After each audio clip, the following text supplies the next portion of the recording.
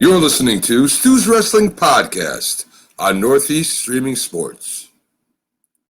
This is Kenzo Richards. You're watching Stu's Wrestling Podcast.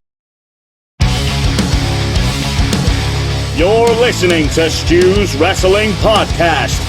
It's time for British Wrestling's sharpshooter, your host, Stu Harmer.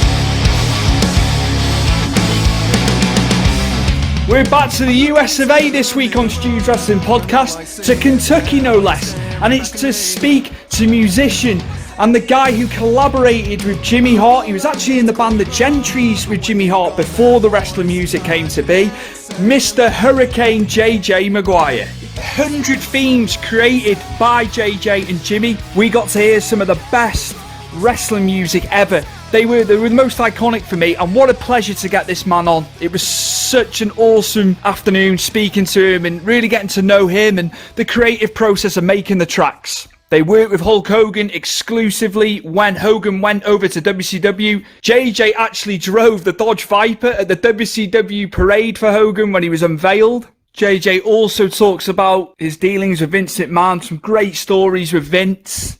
And just to finish off in the intro, I'd like to plug his book as well, Hollywood, My Life in Heaventown. That is out, available across all good book stockists. You can get it on Amazon as well. So without further ado, my guest, Hurricane JJ Maguire, for episode 73, all the way from Kentucky. Enjoy. My guest all the way from Kentucky, it is Mr. Hurricane JJ Maguire. You will know a lot of his music in wrestling, in TV. He's had appearances in TV shows as well. So I am looking forward to this because I loved the intros and the music for different guys when I was growing up that you and Mr. Jimmy Hart produced. So yeah, man, I'd like to find out about the creative process, firstly, making those songs, and maybe some of the songs that were your favorites to make for the wrestlers. Yes, well, when we first started out, Jimmy gave me a call. We were in the Gentrys, of course. We were a hit group called the Gentrys. Yeah. And that's how Jimmy and I first met and everything. And so one day after the Gentry stint through the early to mid-'70s and the latter 70s, Jimmy, of course, hooked up with Jerry Lawler in the Mid-South. And actually the first record we did was down there for Jerry. I took Breaking Up Is Hard to Do by Neil Sedaka and made it a disco version. And Jerry sang it. Jimmy sang the lead line, and then he listened and sang along with him. Then we took Jimmy's voice off. But Lawler did a good job for a non-singer, and that was in the late 70s. So then fast forward, we also did a song for Handsome Jimmy Valiant, the Ballad of Handsome Jimmy. And so that's where it all started, and the way I got into Gentrys was pretty wild. A manager that was booking a group from Kentucky that I was with also was booking the Gentry, and their drummer quit. And so our booker and manager called me and said, "Hey, JJ, a hit group called the Gentry." I said, "No, I just saw them last year at Toys for Tots in Louisville, Kentucky with some of the greatest of all time, Andy Kim and the Harder and the Raiders. You know, everybody was big during that era, during the 45 RPM era, you know." And so that's kind of, I saw the Gentrys there. The group I played with, we had a regional hit record. You know, you used to have regional hits that were as popular as the mainstream hits, and with the 45 releases.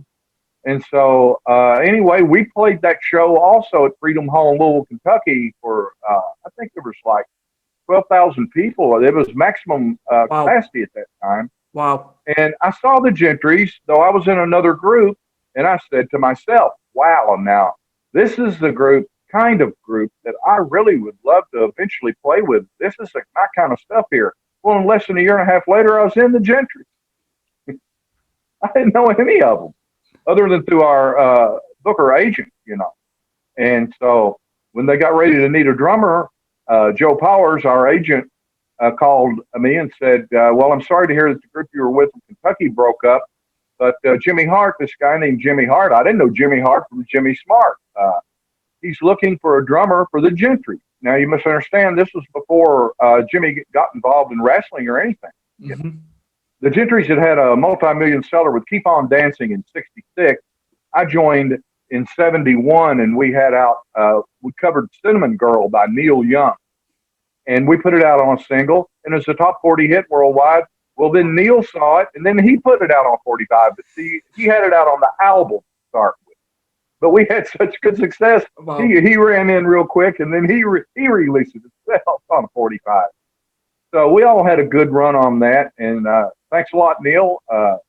What can I say? But that's how I got into the Gentrys, and I was up against Jerry Lee Lewis's drummer and also one of Ray Charles's drummers.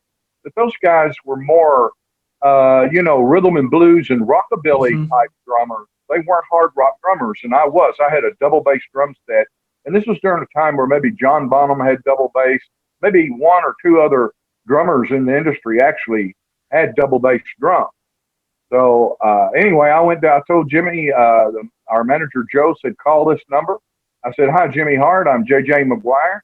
He said, yeah, Joe told me about you. He said, but I just want to let you know who we're auditioning. They're already slated to do it. This is who you're up against. So I said, well, I'll tell you what. I'll come at my own expense. And if you don't want me, no hard feelings. Thanks for the opportunity. And you don't owe a dime. But if you take me, then you'll pay half my expenses, and we'll go from there. He said, okay. And so that's how it all started. I threw my drums in the back of my vehicle and drove to Memphis and went to American Studios where Elvis got a lot of hits. Stuff where they were having an audition, a closed audition, and those guys, of course, went in first. We sat out in the hall, and they were in the main studio room. So one of them went in. Jerry Lee Lewis's drummer went in. He was a real nice guy. They're both real nice guys, total pros, seasoned veterans, studio masters, the whole work. Okay, so then I was last. I was a little guy on the totem pole, no problem. So then I went in. They wished me well. I went in, and the demo song was Going Down by Don Nick. It's been covered by Jeff Beck and all sorts of artists. So I was familiar with it. So I said, yeah, sounds good. And so they kicked it off. We got halfway through the song, and they stopped. And I thought, well, I've scared them. With the double bass drum, they've never seen that or heard that. They probably think that's too much. So I guess I've blown it. That's it for me. So they whispered amongst each other, Jimmy, and at that time his guitar player, Wes Stafford, who was his partner, writing partner, whatever. And so Wes and he chatted a little bit under their breath. I couldn't hear it. So I figured, well, that's it for me. So then Wes walked out into the hall, and Jimmy stood there and said, that double bass is really wild. I've never heard anything like that. And I said, I hope I didn't scare you too bad with it. And then about that time, Wes came back in, and they whispered to each other. And I got up and was taking my cymbals off the stand, I figured, well, thanks a lot for the great audition. And they walk up to me and say, welcome to the Gentrys, Maguire. And I about fell over. Incredible, man. Yeah. Incredible. Yeah, really true. And so the next day, we went to Florida, and we played a series of concerts. And then we went from that, though. We were hired by the Big Daddies Corporation, who owned a series of premier bars right on the pier and the beach in Daytona and Miami and everywhere, key cities. So we immediately, I had to play quite a few songs, but I was familiar with all their original material. And then they did a tribute to Van Morrison and a couple of other great artists within their program as well for any club dates. But the concert dates was just all the Gentry stuff and the new stuff. And ironically, you're going to love this one. Two bands that opened for us down there when I first went. We did a concert we were opened in front of by Chicago. Wow. And also a group that, of course, hardly anybody's ever heard of. Get your motor running. That's right, Steppenwolf. They opened for the Gentrys for us. Incredible. This whole thing is still till to this day is just like, I can't. It's almost like a dream. I don't hope I never have to wake up from. Really, that's it just keeps going. That's incredible. Like just like how humble you are about it as well, because that's just incredible, JJ. Incredible. How did it come about getting involved with Jimmy Hart doing the wrestling music? How did that process? How did the creative process begin for that one? getting that rocking and rolling? Well, I'd played in the Gentry, so Jimmy knew me, you see. Yeah. And then he got with Jerry Lawler with Mid-South. And when Jimmy got with the Lawler, he was just selling merch out at the gimmick table out in the lobby. He wasn't a manager.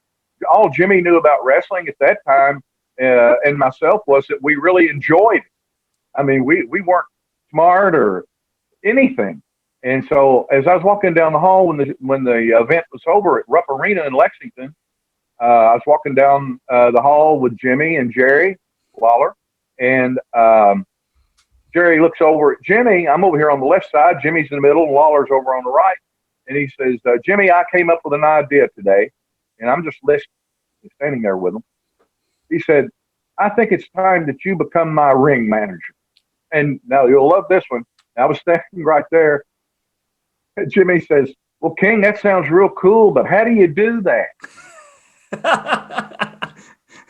Yeah, it's real, man. It's the truth. He became. So the king says, I'll show you how. You just listen to me, and we'll work it out.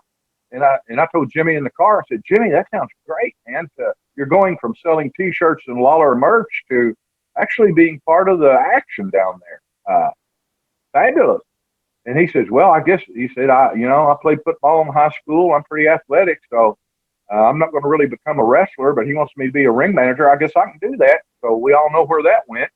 And so then one day, here I am again at a pivotal moment, My Life in Heaven Town, just like the name of my plug book that's out that you can get on Amazon. And it's unbelievable. And so we're down at Jimmy's just working on some of our own music. We're thinking about reconstructing another version of the Gentries and getting a record deal and doing it again. And the phone rings on the wall, this is poor cell phones and everything. And it's in the kitchen, one of those big kitchen phones. And Jimmy had about a 45-foot curly cord on it where he could run around all through the house, and talk on it. And the phone rang, and he didn't say anything. He went, hello. And he's listening, and I'm standing right beside him in the kitchen. And, okay, boys, sure, he says. Yeah, sure thing. All right, yeah, I got the rib. See ya. Just hung up quick. I said, Jimmy, who was that? He said, oh, it's one of the boys trying to pull a rib. They said, this is Vince McMahon, and I'd like to talk to you, Jimmy, about something, and blah, blah, blah. He said, they try to pull that stuff all the time. Well, the phone rang again just as soon as he said that. He picked it up. Hello? Well, it was Hillbilly Jim. And Hillbilly Jim says, Jimmy, don't hang up. It's me, Hillbilly. Well, he knew that was Hillbilly. Nobody could fake that. And Hillbilly said, Jimmy, I showed all your Memphis tapes and stuff to Vince, and he loves it. He wants to talk to you here. Okay. And Jimmy just looked like a deer in the headlight. And yes, sir. Be glad to. Well, I appreciate that. Yes, sir. Thank you. I certainly will. Yes, sir. Well, thank you for calling me. You can count on that. Yes, sir. Thank you, Mr. McMahon. Click. Well, what is it, Jimmy? What are we doing now?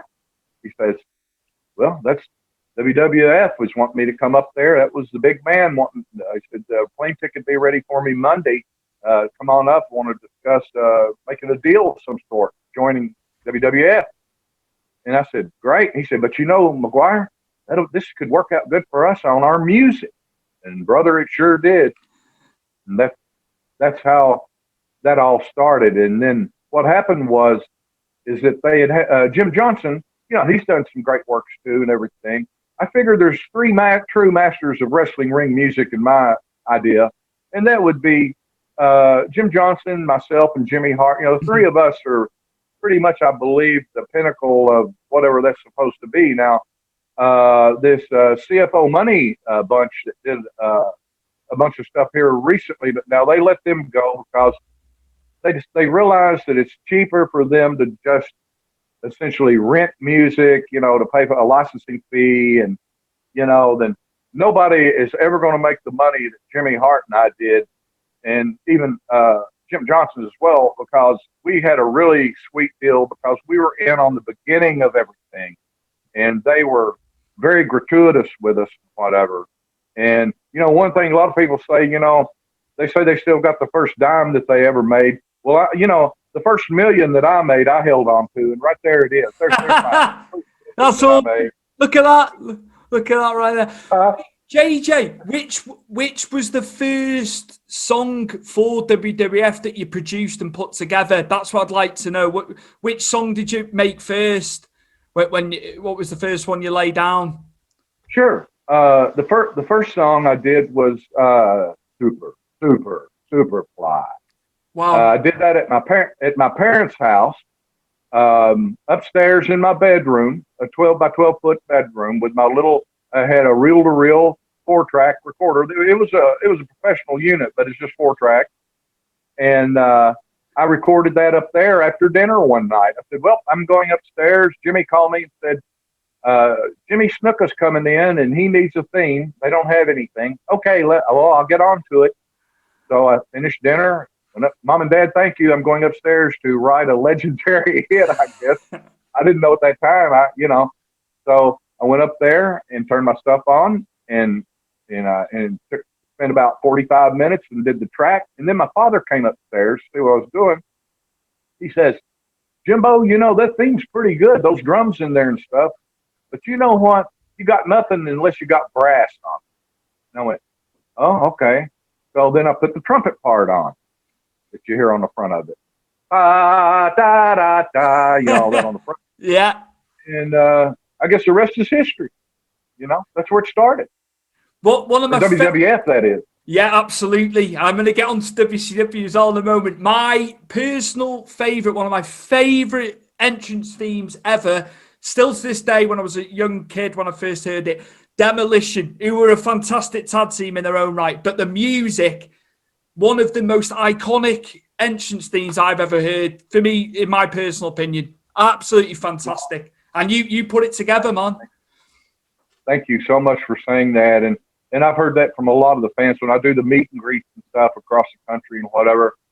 I would think, well, the biggest theme that I wrote and Jimmy did the lyrics for, and I played all the instruments on, like most of the stuff, it's all me and he, was Sexy Boy, of course. That's the most played entrance theme in history of wrestling. But Demolition, here's how it went.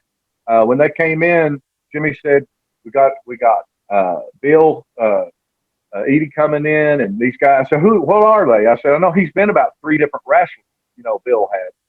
And he said, no masks here, but they got some really wild outfits made up for them that really look good. And he said, but we need a heavy theme. Okay, well, I'll get on it. Yes, sir. So got my guitar out and sat down and went dun, dun, dun, dun, dun, dun, dun. Yeah, I guess I wrote it in about 15 minutes. Well, I wrote the whole thing. All right. So then I got on the plane like in the following week and went to one of the live shows in Cleveland or somewhere up there up north and took some of the new stuff I was working on, the tracks for Jimmy to hear and him to put words on or make suggestions or, co-produce with me, whatever. And so I flew up to Cleveland, I believe it was, and played it for him. And he said, Maguire, here's what we need to do. This is how smart Jimmy Hart is. Smartest guy in wrestling, I'm telling you. I think Vince McMahon at the pinnacle, and then Jimmy Hart, believe it or not. He's helped more famous wrestlers that you've loved your whole life. He helped them with their outfit, gave them advice. I mean, he's really never got credit for a lot of that.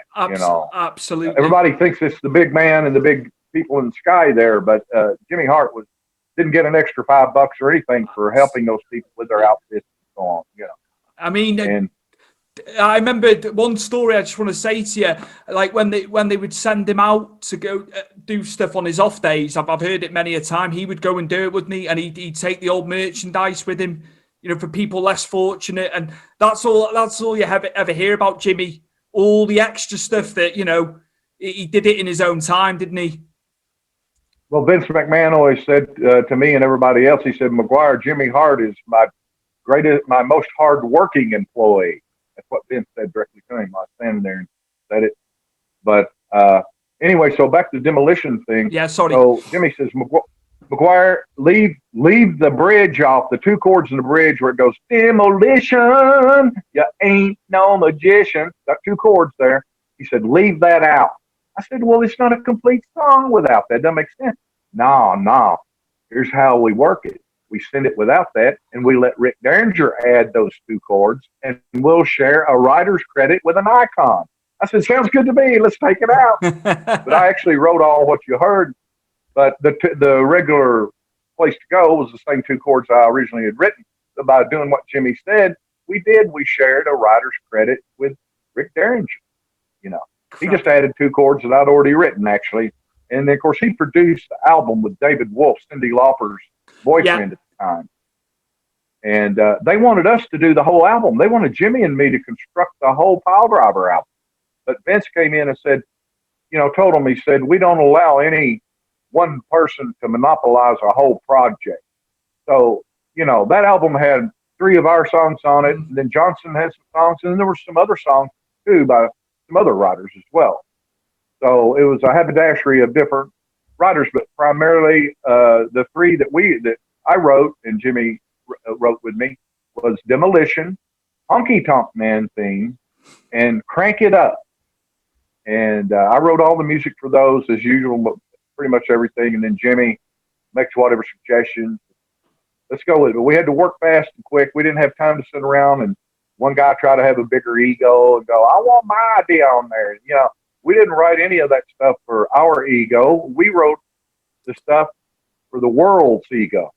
And when I was at Wembley at SummerSlam in '92, it was a reckoning for me. I knew what we were doing it was the biggest entertainment platform in the world at that time, bigger than NFL, baseball. And the truth be told, we still hold the record for Wembley. And I'll tell you why. They claim that the football has it at like 87,000. But we actually had, if you counted all the employees and everything else and people that had comp tickets and didn't have to go through a turnstile and whatever, they estimated we had closer to 90,000. Okay? So no matter how you figure it, we're still in the top of packing Wembley. Not even BTS packed Wembley. They didn't have as many as we did. I was there. I was there that day, JJ, with my dad, 6 years old in the stands. Do you know what? I wish I was a bit older seeing that show. I appreciated it, but I always go back to this. If I'd have been a little bit older, it was incredible. What a day. And, Well, it dawned on me that at Wembley is where it really hit me, the scope of what we were doing and then how big that wrestling and WWF really was worldwide. And I went out, I had full access to everything. I sat back with Vince and Pat Patterson and everybody right with them at a table and watched the monitors. And then I had free reign of everything, in, out, under, over, right with them, the whole thing. And so I stayed busy. I always observe everything that I do. I always watch and try to learn and still do. And so I said, boss, I'm going to go out and sit in the crowd for a while and get the feel, get the vibe of it all. And let me tell you something, Stewie. I went up, I sat down. Of course, it takes you forever just to get around anywhere in the thing. It's so big. But I went up, I sat kind of in the semi-nosebleed seats on the far end of Wembley. And I sat there and I looked beside me to my left, and there was people sitting over here that barely had shoes on their feet. You could tell they'd saved their money all year to come to this event. Absolutely. They didn't have teeth. They didn't have shoes. The kids were dirty, kind of. Not against anybody or anything. No, of course. But yeah. This meant everything to them. This was their pinnacle of life right here. Absolutely. And I felt that. And I was right beside them, elbow to elbow. And then on this side, I looked over, and God is my witness. 2 ladies were sitting beside me wearing mink coats and diamond rings. It's crazy. Here you got the basic folk, and then you got rich folk, and every kind of folk, every color, every appealed to everybody, didn't it? As you say, man, that's just 2 different. Everybody was together at that show. Oh no matter who you are, and or what political faction or whatever. They've said for years the fans are clamoring for us to have a big show like that, but I just don't think they could ever top it. And I think it's the cost of it now, and times have changed. That's as iconic as any WrestleMania for me. That SummerSlam. You know, in my Well, in we my had opinion. we had 96% of every theme of everybody, and you knew it. It took them a half a day to get to the ring. So seriously, it took them like 10 to 12, 15 minutes to get from the curtain to the ring. Yeah. It's so large, and I just couldn't. I sat there, and it just hit me. The whole thing hit me right there. The people on one side, the other people here, and every theme, there I am at Wembley Stadium, like the Beatles. And, you know, I still think about it, the grandeur of it all, and I think I must be dreaming. That this must be some kind of somebody must have slipped some acid in my drink or something. I don't know. I don't know. JJ, I know you've put together like over 100 tracks for wrestling. Which ones, in your personal opinion, do you hold the most fondly? Maybe is there some that you really hold fondly? Well, I love, of course, "Sexy Boy," without a doubt. See, Sherry sang that start with, and then they had troubles with Sherry. She wouldn't show up for the gigs and so on, so they let her go. So we took Sean in, and then he put his voice on it. So it went from "He's so cool, he's so sexy" to "I'm so cool, I'm so sexy." But he's one of the few icon wrestlers, that actually sang or rapped his own interest in.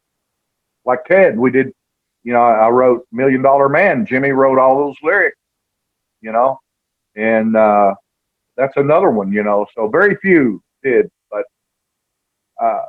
it's just the whole thing is just a lucky break, I guess. But you know, I'm classically trained. I wasn't a guy. There's some fabulous garage musicians that are bigger than I'll ever be in my whole career. But I had training, and I got the opportunity, and I had to do every kind of music, as you know, genre, everything from rock, pop, country, soul, rap, you name it. And having a classical background gave me that ability to do. I'm gonna segue now into, because you told me prior to the interview, you drove the Dodge Viper for Hulk Hogan's unveiling for WCW at Disney MGM Grand. How did that come about that you were driving the car for him on that? You know, what an incredible day that is in wrestling history. Him leaving WWF. We didn't get WCW at that point. So we were none the wiser, no internet. Hogan was gone to me.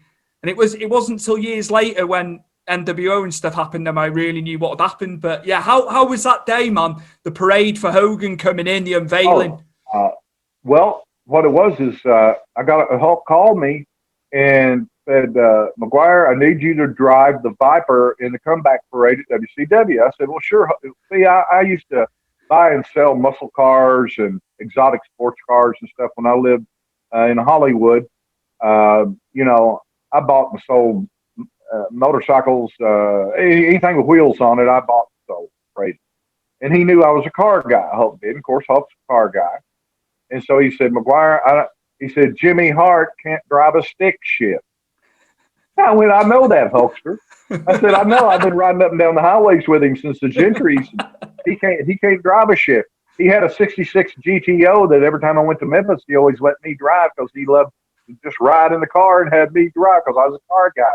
But I said, "But it's automatic. He can't drive." I said, "I knew that." He said, "Well, I need you." I said, "Okay, Hulkster, I'll be there." So went down and we did a series of promotional shots and stuff for the Wrestling Boot band. Absolutely. There we are. Great photo that is. I've seen that on your Facebook. How cool. Such a cool photo that. And so while we were doing that shot was shot at Emor City in the Crystal Cathedral Hall. It's a beautiful place. If people want to look that up and see or go visit, I recommend it. But anyway, so got down there. So Jimmy and I drove over to Hulk's house in the automatic car that Jimmy had. He can't drive a stick shift, remember? So we parked the car, and then Hulk he went up there with the wife and the kiddies in the caravan. I mean, if you want a really cool picture, you should see Hulk Hogan stepping out of a 1994 Grand Caravan. That's a cool picture too. But anyway, so he went earlier with them, so he'd be prepared and getting ready. And so we came a little later. So we drove up from Clearwater, where I picked the car up at his house. Jimmy rode and I drove it, the Viper.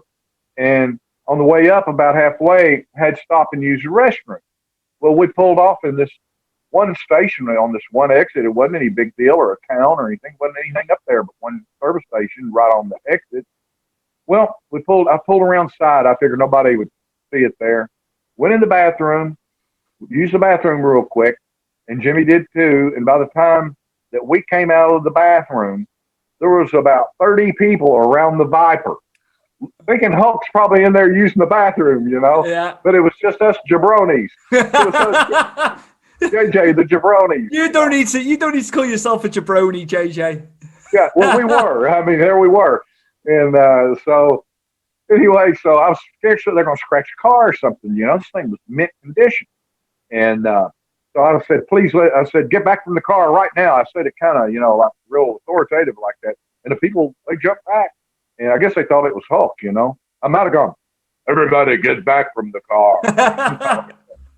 And so they said, where's Hulkster? Where's Hulkster? I said, he's up there in Orlando waiting for us. So you'll have to excuse us. We're on a schedule. We're in a hurry. But thank you very much. You know, like got it. And the people were wanting they were touching the car and trying to hang on and everything as I was pulling out. It was unbelievable.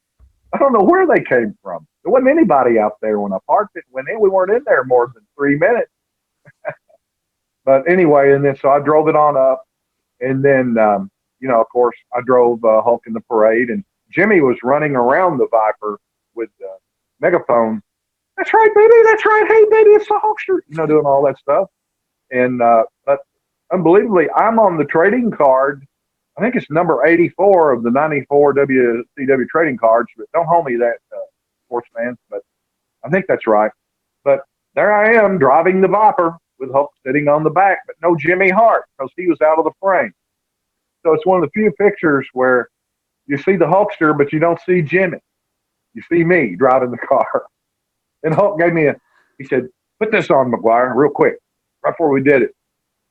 A Hulkster, yellow, you know, the type of T-shirts that he would wear, like Hulkamania. Absolutely. So that's how that went, and it was really fun. It was really great. And then we proceeded to do music also for WCW. Did a big string of songs for them. You know, Taskmaster, Sonny Ono, and them on and on. You know, and so that worked out real good too. We just had a great time. And you got to understand that when we were with WWF, it was a different era, of course, and the temperament of the company and everything. Vince and Linda owned the whole company. You know, if you want, I mean, I used to stand behind the curtain with Vince and watch matches peeking through the curtain while the matches are going on, and just he and I 1-to-1, and we were watching a match one time with the Jumping Bomb Angels and the Glamour Girl, Judy Martin and Lalani Kai. That match lasted almost an hour. It went 50 minutes, 5-0, and they never stopped. I mean, there wasn't any corner leaning and, you know, time to adjust your belt and balance your checkbook and get a breath and then come back. I mean, this thing just was bam, bam, bam, up and over, up and out and under, over. It never stopped, never stopped, never stopped. Never seen anything like it. And Vince looked over at me and peeking through the curtain, he said, Maguire, what do you think? What do you think about the girl? And this is what I said right to him. I said, boss, I'll be honest with you. Before long, you're going to see the girls headline the main event, the pay-per-views, and the biggest thing that you put together. You're going to see that, boss. And he looked at me right in my eyes, this close as I'm looking to you, and he said, interesting, McGuire, interesting. And that's what he said. And then we know how that turned out. So, I'm not saying I'm the guy, but no, I sure, you could we saw that match, and he asked me, I think I put something that, and Vince watches everything. There's never going to be anybody that knows more than Vincent K. McMahon, period. Nobody. Don't care who it is. And the day that he goes out is the day that everybody should be on their knees and wishing that he did. Because, you know, a lot of the fans say, well, Vince is running it. You got to understand that when we were involved through it all, you didn't have a board of 20 people at a big table going, no, we need to push so-and-so. No, you know, Vince just said, here's our program, like a promoter should. Absolutely. Simple.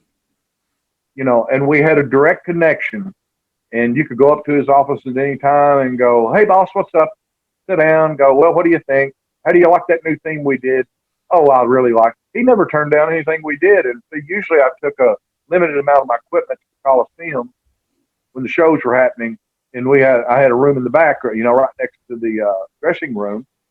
And he would come down there and Jimmy would go, boss, here we go. We got this new thing for Honky. Like you said you needed something. Hit it, Maguire. And so, you know, I had some of it pre-recorded and I play along with some of it at the same time. And he said, press it. We're going with it. He never turned down anything we did.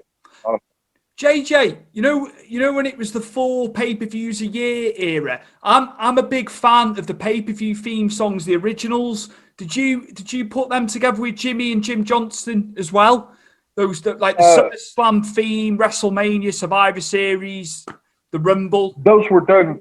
Yeah, Johnston did, I think, most of those.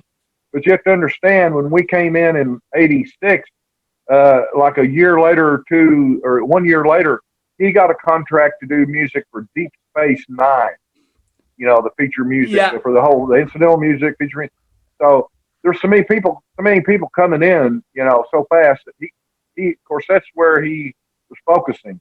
So we just quickly kind of took over, and we wound up having a majority of all the talent themes at that time. You know, for at least a decade.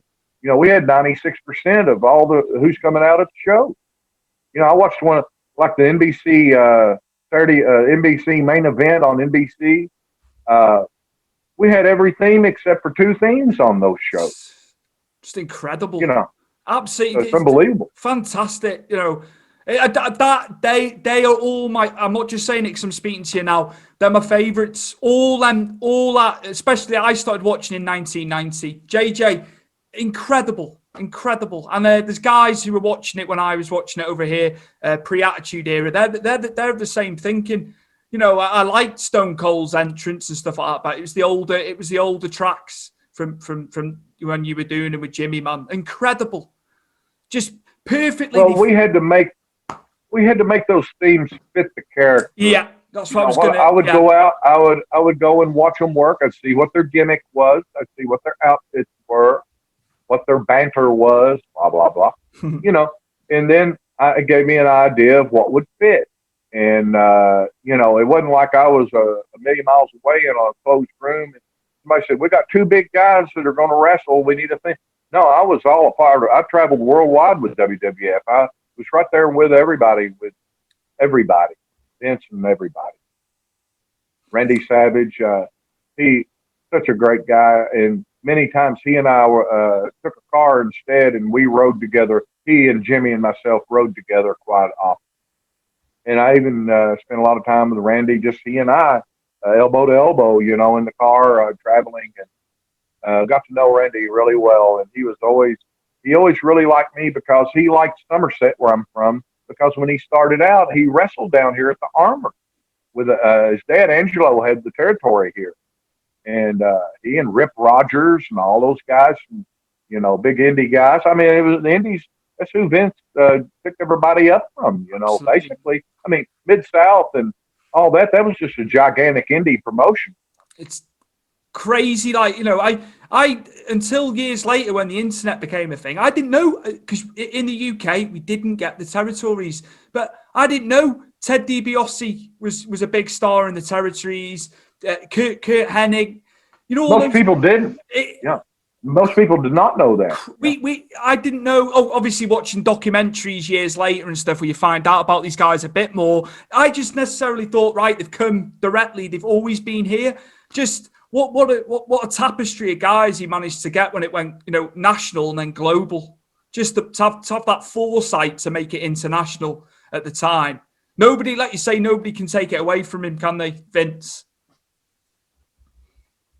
Well, I'd like to say this, that for a lot of people, they saw my name and whatever through those years. Every time you saw Jimmy's name on one of the songs, mine's there too, because we did together. But I never made much of an effort to, all those guys were the spotlight and the draw. I was kind of like the Wizard of Oz. You know, I was the guy behind the curtain. And that's what Vince was in those years too. He wasn't out there in angles and flexing, wrestling and carrying on. But, you know, it's just an unbelievable thing. The whole thing is like a dream come true. Now, here's something else. Well, let me get one thing straight at a time. First of all, my grandfather, Dr. Maguire, saved the life of Strangler Ed Lewis. He was the first Hulk Hogan. He was a worldwide sensation in the late 1800s, early 1900s. And in 1929, he was in Lexington at the Opera House wrestling. He's world champion. And he came out, and a fan slapped him on the back, and he was chewing gum. That was kind of one of his gimmicks, too. And I haven't read much about that. I don't know that I've ever read about his gum chewing, but he did. And a fan slapped him, and he got choked. And this wasn't part of the show or anything. This was real. And my grandfather, Dr. Maguire, was a big wrestling fan, so he always had ringside seats. So he saw what was happening, and so they got on the megaphone and said, if there's a doctor in the house, please come. Well, Granddad was right there. He jumped under the rope. They just had a rope in those years. That was it. And I don't know if he Heimlicked him, whatever. Strangler was passing out and turning blue. And Granddad got the gum out of him, and he came kind of to, and he said, you and your son, my dad, my future dad, I wasn't born in 1929. I mean, my dad was even married to my mother. Wow. And my dad was like 19 years old then. He was born in 1911. So, anyway, so Dad always told me this story when I was a kid, and, I would listen to it over and over, and I'd go, Dad, listen, the buddies are waiting for me. Can you pick up the story again later? I didn't pay attention. How we are as kids, and it didn't mean anything to me. But he told me that when they went to the back, that Ed Strangler Lewis he said, Dr. Maguire, you saved my life out there, so I want to pay you for that. He said, you name it. Choose either a brand new horse and buggy or one of those newfangled cars. And Granddad said, no, I can't accept gratuities because I took Hippocratic oath to help people as a doctor. But he said, I'll tell you what, my dad said, he looked down at him and said, lifetime ringside seats would be pretty good for me and the boy. And Strangler said, done. They never paid for another event there. And so then fast forward decades later, then I was born, and then I wound up doing all this. It kind of makes you wonder. It's like a good Twilight Zone show. Absolutely, the connection there. Like, yeah, I see. Who was some of your favorites when you were growing up watching wrestling? Because I know you followed wrestling as a child, as a kid.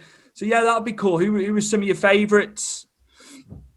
The first wrestler I ever saw when I was like a kid, I was about 11 years old. In the summer times when I was out of school, I would go to Chicago and stay with my aunt and uncle. And they lived at 1400 Lakeshore Drive, right on the lake there. And I was always excited about that. But my uncle Bob Eisenbarger was a big wrestling fan. And he was a design engineer, his gig. And one evening we went in there, WOR, he said, well, it's time for my wrestling. And so I remember my Aunt Ruth brought us some pretzels, some pop, or whatever to drink. And we sat there, and I'd never watched wrestling. I'd never paid any attention to it before. And all of a sudden, this wrestler comes out kind of prancing around, and it was Gorgeous George.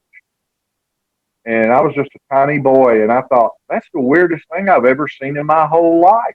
And Uncle Bob, he just loved it, and he was excited about it. And so I looked at him, I looked at Gorgeous George, the wrestler. I forget who the opponent was, but that was my first exposure to, wrestling, really.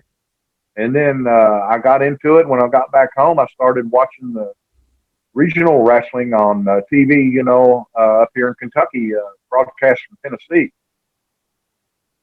And that's kind of where it started for me. And then I just started watching it a lot. And I wasn't really a super fan, but I was a fan, Yeah.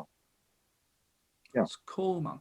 You've done a lot in TV as well. I think it'd be remiss of me not to speak about what you've done, outside of the wrestling game. We've spoke about the music. Yeah, if you could tell the listeners and viewers about what you've done in terms of television as well. I thought, I'd really like to know about that, how that came to be. Okay. Well, pretty much after Hulk came back to wrestling at WCW and whatever. Right before that, Hulk signed a deal and was an executive producer along with Burt Bonin Schwartz, who also produced the Baywatch show, to do this Thunder in Paradise TV show with Hulk as a star and Chris Lemon, Jack Lemon's son, as co-star, and Carol Alf is the sweet honey in there or whatever.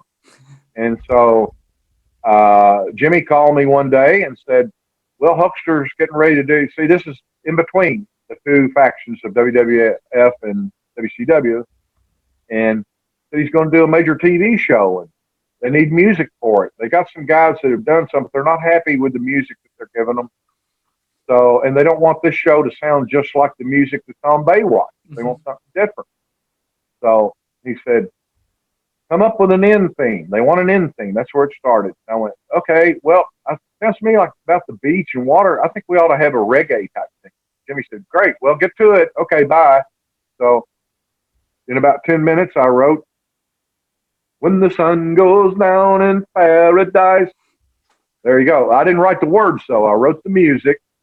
And so I got my car and drove down to Orlando in Tampa, where Jimmy lived. And, "What you got, Maguire?" "Okay." And I set my stuff up and played it. And then he sat down, took a piece of paper and went, "When the sun goes down, paradise. Girls look pretty, oh, they look nice. Smell cocoa lotion." Jimmy did that in about 15 minutes. We put it together. He said, "Tomorrow we go over and audition it for the producer." So we did. We went over and we auditioned it. They leapt out of their seat. They sat like 8 feet from us. I mean, if I'd have stuck my hand out, I'd have slapped them. They were right on us. And Jimmy, I had some of the tracks of it pre-recorded that I was playing along to, and then Jimmy sang on a mic, a little PA I had. We demoed it. They were all over it. They hugged us, gave us high fives, everything. They were ecstatic. Perfect. And Greg Bonin, one of the producers, he looks over and he said, "Maguire, fabulous job, y'all. Fabulous, man." Greg Bonin told the producer assistant, "Go out there and fire that Jamaican band we've been using. Their history. They can't speak fluent English anyway. We can't communicate. They bring all their kids with them up here. They're slopping around and late for the shoot. Fire them right now. They're gone." And then it's kind of hateful when he said all that to the PA. And then he dropped the tone, dropped way down. He goes, "Maguire, how long are you expecting to be down here in Florida?" I said, "Well, I just came down. I brought 4 pairs of pants and underwear and socks, and figured, we'd do this, and whatever turned out here, I'd go to Disney World, and then I'd go home." He says, "Well, you better get yourself out to Target and buy a whole bunch of clothes, because you are a character on the show, and you're going to be down here all summer." Here we go again. My life in heaven town, ladies and gentlemen. There it is. My life in heaven town. Absolutely. Yeah. And so that's how that went. And so I went to Target and bought extra pants and underwear. So there you go. And then we wound up doing feature music for the montage segment. And there I was a character on the show doing the music for it. But I wish my mother had lived long enough to see this. She didn't make it to see all this, because had she lived to see me acting with Patrick McNee of the Avengers TV show, she would have died right then. We used to sit in '68 when I was just a teenager. I was, just 18, I guess I was. Yeah, 18. And every Saturday night when the Avengers TV show came on, she would make up little crumpet cookies, and we'd have hot tea, and we'd kind of pretend like we were English. And she loved Patrick McNee and all that. And I wish that she could have lived and seen that, but oh well. But life goes on, like BTS says. They've got it exactly right. So, but anyway, that's that story, and that was a real fun thing. Doing Thunder in Paradise was great fun. And Hulk, there were a lot of different wrestlers on the show. Terry Funk, Yeah. Sting, Brutus, jumping around. Yeah, we had a great time. Everything was fun, and Hulk was real cordial with us all too. And of course, Hulk and I got to know each other. We knew each other from when we'd done the WWF music. And, but kind of casually, we knew each other, but just casually. But, then by the time, I got down there and got involved in all that, and then we did the Wrestling Boot Band album. Then, Hulk and I got very close, and we both like cars, and we had a lot in common, and we just had a great time. The whole thing was fun. That's awesome. That's so cool. You obviously, you spoke about how nice Macho Man was getting back into wrestling. Which other guys were cool and, nice? Really, everybody. People ask me that a lot on a lot of these interviews and stuff that I do. Everybody was nice to me. I never had the only kind of smart aleck thing that ever came my way when we were in Vegas for. I can't remember if I think it was a WrestleMania. It all is kind of a blur now, but we were at Caesar's Palace. You might remember better what that event was. WrestleMania 9, JJ. WrestleMania 9, 1990. Yeah, I'll go with that. That sounds right. 1993. Perfect. And so we were in Caesar's, walking through the middle of it, and a lot of the boys were standing around. Well, all of a sudden, what was her name? The religious, that lady that was married to Jim, what's his name? He wound up being a big con and went to prison. I forget her name, but the boys all went crazy over her. She was kind of a big deal. She divorced that crook and whatever, and she's just out there on her own. And Tammy Faye Baker, excuse me. Her name was Tammy Faye Baker. She was tied up with Jim Baker. He was a big evangelist that took everybody's money. And anyway, she had been on TV some talking about how it was with him. They had already arrested him. He'd gone to prison, I believe. But she didn't know what all he was up to. She really didn't. And they didn't press any charges on her. But the boys ran over there, wanted to meet her. They ran over like marks. Oh, yeah. And so I went over and I said, hi, nice to meet you and whatever. And she talked to him a little bit.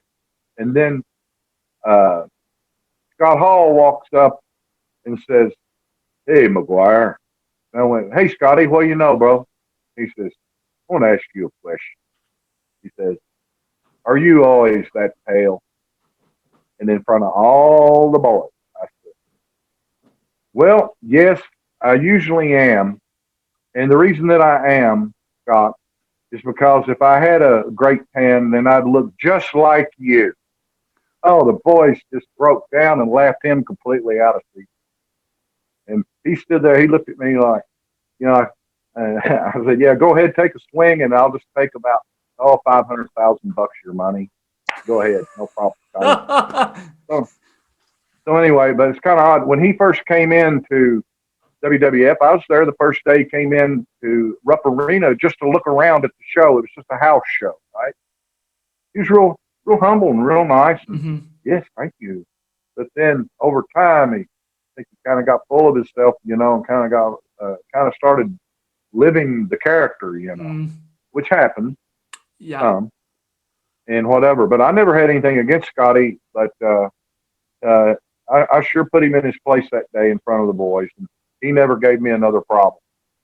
But nobody made any smart remarks or anything because they wouldn't go out if they're, they didn't want to make me mad and Jimmy mad on the music or anything because they need that for their character.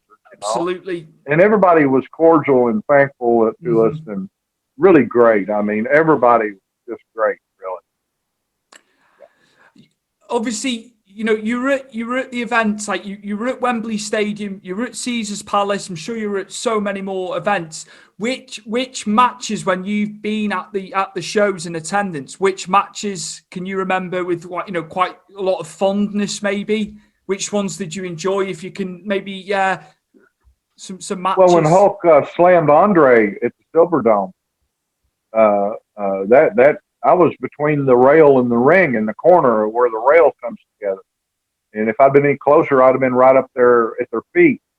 And it was so loud that even covering your ears, the crowd noise was so intense that it hurt your ears, even with your ears covered with your hand. You can imagine. And I'll never forget that. I had a ringing in my ears for days. I was used to standing in front of loud amplifiers my whole life, you know. It was just unbelievable, that. And then there was a show in Cleveland. It was Honky and Jimmy. I can't remember who they were against, but they put Honky in a cage and they hoisted him up in the Coliseum about 60 feet high. And then they let him down like so many feet, just a foot or two, ever so many minutes. And he had to get out of that cage and get to the ring and, you know, win the match or whatever within a certain time limit or he's out. Well, they dropped him down, Honky, in that cage probably to about, I would say he was still about 20 feet high at least, maybe 25 feet. And Jimmy had a key to the lock that was on the door. And Jimmy took that key, and on the first try, I still can't believe it, he took that key and threw it up, and Honky caught it. I mean, the odds of that are so thin. I mean, it's just, you know, it's like just a regular key for a lock on a door. And I'll be dead darned if Jimmy didn't throw that right to him. And he wasn't 5 feet away. He was 20 feet up or more. It was remarkable. So they had to let him all the way down then. He unlocked it, reached around, unlocked it, got himself out and ran in the ring, took the guitar, bonged the guy. He won the match. That was, I mean, I just couldn't believe it, that Jimmy could throw that like that one time. You only had one chance. You know, it looked pretty stupid trying to throw it up there 4 or 5 times. So those two events were, but really every event had something that was really remarkable. And every time, any match that you'd watch with Hulk doing was always remarkable. There was never a dull moment in a Hulk Hogan match, in my opinion. You might have some of the haters out there say, well, that match is so-and-so. Well, you know, people kind of got used to him as it went along. But even so, when he would win those main events and stuff, you know, it just was unbelievable. Unbelievable. The crowd. Right. I liked it all. I can imagine. I can imagine. I'd be the same if I was in your shoes. You know, I want to, like you say, you take it all. Just take it all in as best you can, isn't it? It's hard. Well, it's hard in the moment sometimes. Like when I've been at WrestleMania, sometimes I'm like, you know, maybe I didn't take it all in, if you know what I mean. Yeah. Well, there's so much going on too, and in those days, in those eras, everything was over the top and real colorful. You know. Matter of fact, this is the same jacket I have on in the picture. I thought it was JJ. Awesome. And so cool. Somebody on the internet said they looked at one of these promotional pictures. Some guy said, "I don't know about that shirt," and so I dove in and I said, "Hey, how you doing? It's me, the guy with the shirt. That's not a shirt. That's a jacket." And then some other guy that's a fan said, "Yeah, and he still wears that at some shows that he does up here in Kentucky. He's still wearing that jacket." So, you know, on the special occasions like the Stewie show, I wear the legendary. I appreciate you wearing that, because obviously that promo picture. I love that promo picture. When we first got in contact, man, it was just that's. I love that. I love that era. I absolutely, I still adore it now. I watch the product. I watch the product now. It splits opinion. You staunch wrestling fans from the 80s and 90s, late 90s, early noughties aren't. They're very much for the Attitude Era, which was a great time. But yeah, take me back to the early 90s, JJ, as a fan, because that was some good stuff, especially what WWF were doing. Oh yeah, it was like I said. It was the biggest draw. The only thing that made more money than WWF was horse racing. WWF was bigger than basketball, football, baseball, everything. It's mad. It's mad to think that, isn't it? It's just like crazy. They came up here to, of course, Rupp Arena in Lexington. It's only 100 miles from 80 miles from where I live here. And, of course, I went to every show there too. And I actually carried all the gate money one time up to count it in the main office from down below, you know. And what we did is we had Dave Hebner in a line. It was Dave and me and Pat Patterson and the security guy that I can't remember his name. I'm sorry, but he was with WWF through the whole WWF era. And we had 4 of us to where that if somebody was watching or whatever, they wouldn't know which one of us would have the money on. There's a swerve, you know, to protect from that. And I was carrying over $200 and something thousand on. No, well, I don't know why I'm saying no, because that was absolutely, you were for a full arena even back then. But that's some money, isn't it? Yeah, and wow. I mean, I watched them count it, the whole thing. You know, went up there, they locked the door, and I mean, it's a big deal. It's like gangster type stuff in a way, you know, like the way the gangsters used to do it. Absolutely. This is all the stuff I wouldn't think you would have done. Taking the money. Oh, I did all sorts of stuff. It's crazy. I thought you'd just make the music and then that'd be it. Well, Hulk wanted to make me a wrestler when we were over in England promoting the Wrestling Boot Band album at the hotel. Jimmy and I had to get up every morning at 5:30 to meet him at 6 down in the gym because he didn't like to work out by himself, you know, and wanted us with him. So he put us on he said, you guys do the treadmill while I do my routine. And he put like 5 miles for Jimmy, and he put like 7 miles for me. He said, Maguire, you're in a little better shape than Jimmy is, so I'm going to give you some more miles. Well, I used to run cross-country track. That was nothing for me.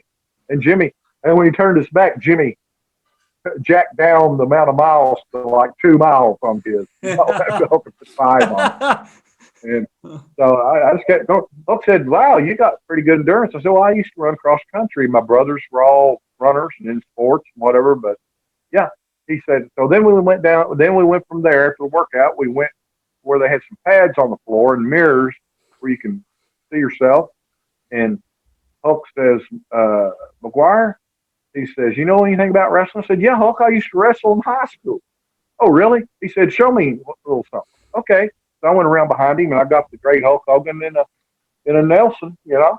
And I said, well, I know some legitimate Greco wrestling, but you know, I'm not, you know, I don't know everything like y'all are doing, you know, theatrical wrestling. He said, show me something else. And so, you know, got him in an arm bar and did a couple other things, and we locked up and did a couple of things.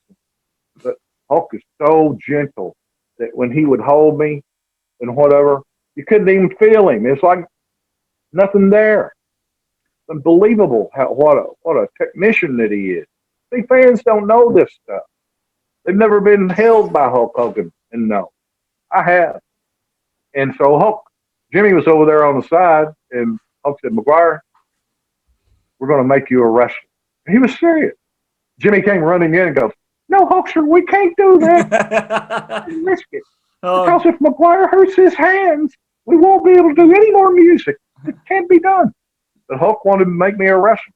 Well, I said, Hulk, thanks a lot, but Jimmy's right. Incredible. I'm going to leave that to the pros. You guys are already all the way there. I would be trying to climb up to that level and take a while. And I appreciate it, but I'm going to stick with what I know. I know the music, so I'm going to leave the wrestling to you guys. But I appreciate it, Hulk. Thanks. And I tell a lot of independent wrestlers that I've worked with through the years, and they go, oh, my God, I can't believe it. You didn't let him make you a wrestler. And I said, well, I just told you how it was. And I said, who knows? I might have been the guy that actually beat Hulk Hogan. Who knows? I doubt it. But anyway, yeah, Hulk, yeah. See, guys like that are at the pinnacle of it all. In reality, they want to help other people. They really do. They're not all. Their character might be high and smug on their self, you know. but in reality, they want to help people with talent because they were there one time themselves. Absolutely. We all started somewhere. But Hulk helped me. He put me on the TV show, gave me a chance to do all that music.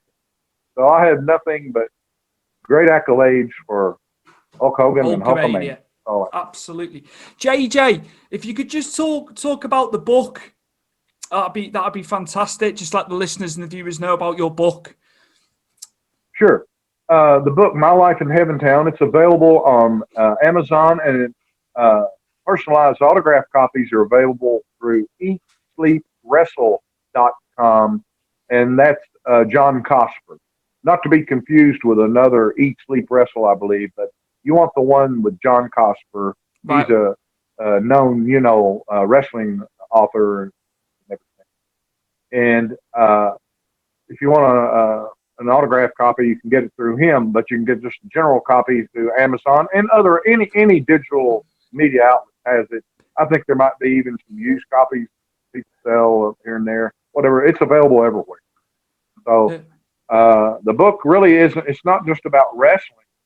It's about my experiences in wrestling, the high spots and so forth, but it's also about my working with a lot of Hollywood's biggest icons that ever were in film and whatever, TV. When I worked at Glenn Sound Company in Hollywood, I worked with everybody from Gene Simmons of Kiss to Jim Garner and Bob Hope, and I was actually kissed. That's in the book. I don't want to give the whole story away, but get the book and you can read it. But Farrah Fawcett came in to do her dialogue looping for the Burning Bed movie, the TV movie, real popular. And she came in, and she was dating Ryan O'Neal at the time. And she said, he'll probably call and be a big ass and cuss everybody and tell, he's a troublemaker, but I'm just warning you, he'll be dialing in. Well, he did. He called in while she was working down on stage 5, I believe. He said, tell her to get on the phone right now. And he started cursing. And then right in the middle of it, he goes, oh, I'm sorry. He said, what's your name again? And I said, my name's John Maguire. He said, John, I don't have any right to be cursing at you. I'm sorry, I get carried away. But I want you to tell her when she comes out for a break to get home by 6 o'clock. Okay? And I went, I sure will, Ryan. He said, again, I apologize for cursing at you. I said, oh, this is Hollywood. None of that phases me. I said, this is Hollywood, brother. I said, I'm used to it. No problem whatsoever. Click. Okay. So she takes a break and comes out, and she says, hi, John. I had name tag. Hi, John.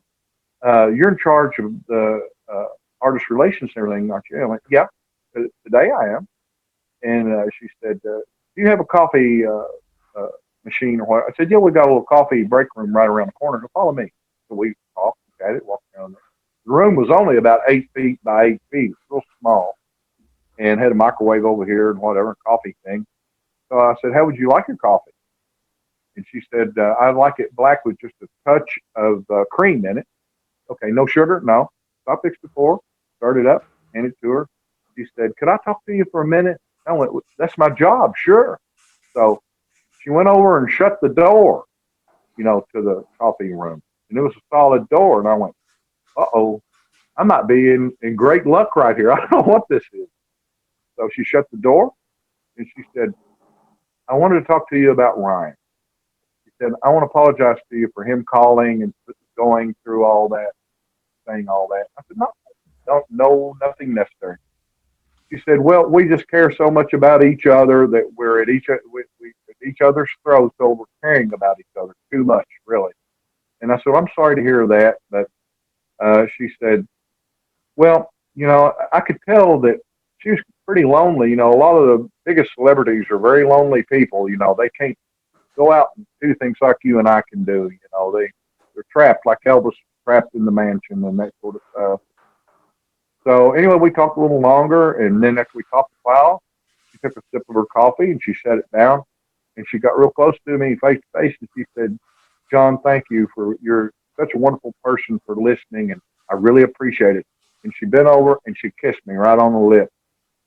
And I'm standing there going, too bad I've got a girlfriend waiting for me at home because I could be dating Farrah Fawcett. If I did that, Ryan O'Neal would probably kill me. Yeah, so, that's there I was. But she was a really nice, beautiful person. But like I said, being a big celebrity of that level and the most beautiful woman in the world at that time. Well, then I also got to kiss on Carol Alt, who was the number one model in the world while we were making Thunder in Paradise. And at the rap party, she's real tall, and nobody wanted to dance with her because she was so tall. She came up to me and she says, JJ, she said, would you dance with me? Because I'm so tall, they don't want to dance with me. I'm like, sure. So we danced around, whatever, chit-chatted, whatever. Well, before the night was over, I got a kiss from her too. So I did pretty good. I got to kiss two of the most beautiful women in the world. So I guess I quit now. There's nowhere else to go. The ladies like you. The ladies like you, JJ. I don't, you can look at me. I'm not really the most beautiful guy in the world or whatever, but I learned something along the way. Women they're not really that concerned about looks. They're more concerned about what's inside, who you are. Yeah. It's good. That's my take. Absolutely. JJ, where can we find you in terms of social media? That was going to be one to close out. You can find me on Facebook under John Maguire. You can also find me on, let's see, what else am I on? I'm on a couple. I'm not on Twitter and all that. I don't have all that going. But primarily Facebook, I guess, is the main thing. And then you can find out more about me also. You can just type in Hurricane JJ Maguire, music maker for WWF, WWE, WCW. And you can read everything about me there too and whatever. And IMDb also has me listed. Tells, who I am and whatever. Mr. Hurricane JJ Maguire, John Maguire, thank you so much for coming on Stu's Wrestling Podcast today, man. I've really enjoyed it. It was so cool. Just so cool. Thank you, Stewie, and I appreciate you so much. And you got a great show, and you're really making big numbers, taking over the world. You're going to be as big as BTS pretty soon.